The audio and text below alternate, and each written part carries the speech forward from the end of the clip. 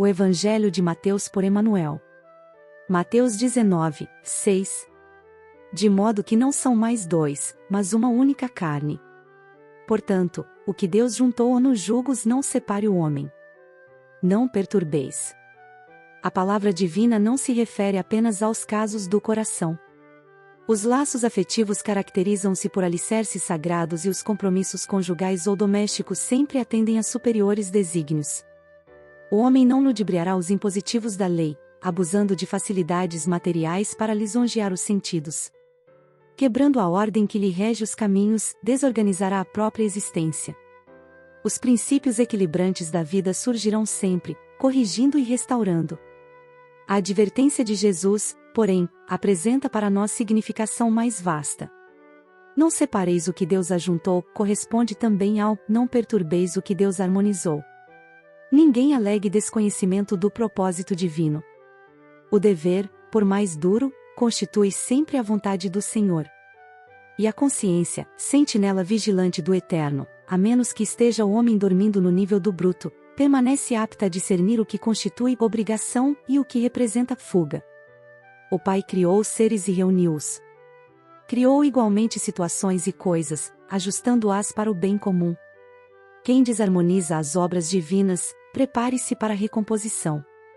Quem lesa o Pai, algema o próprio eu aos resultados de sua ação infeliz e, por vezes, gasta séculos desatando grilhões. Na atualidade terrestre, esmagadora percentagem dos homens constitui-se de milhões em serviço reparador, depois de haverem separado o que Deus ajuntou, perturbando, com o mal, o que a providência estabelecera para o bem.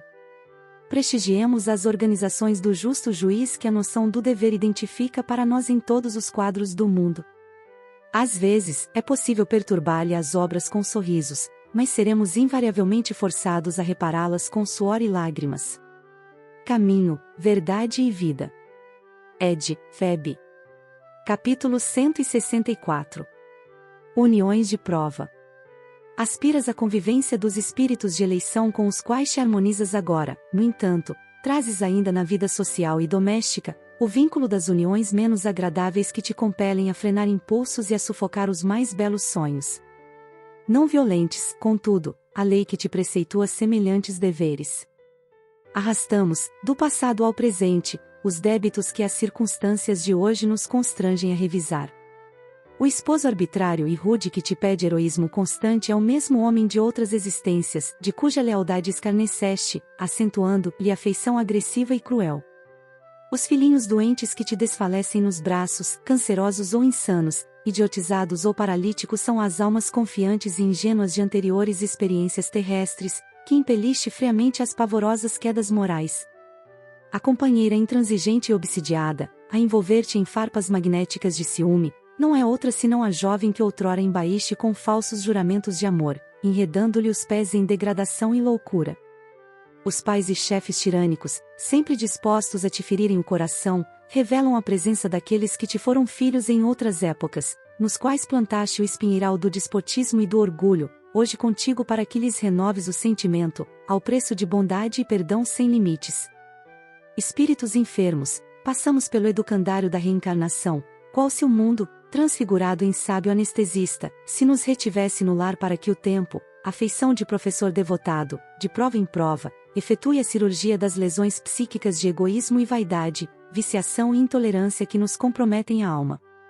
À frente, pois, das uniões menos simpáticas, saibamos suportá-las de ânimo firme. Divórcio, retirada, rejeição e demissão, às vezes, constituem medidas justificáveis nas convenções humanas, mas quase sempre não passam de moratórias para resgate em condições mais difíceis, com juros de escorchar. Ouçamos o íntimo de nós mesmos. Enquanto a consciência se nos aflige, na expectativa de afastar-nos da obrigação, perante alguém, vibra em nós o sinal de que a dívida permanece. Livro da Esperança. Ed. Comunhão Espírita Cristã. Capítulo 76.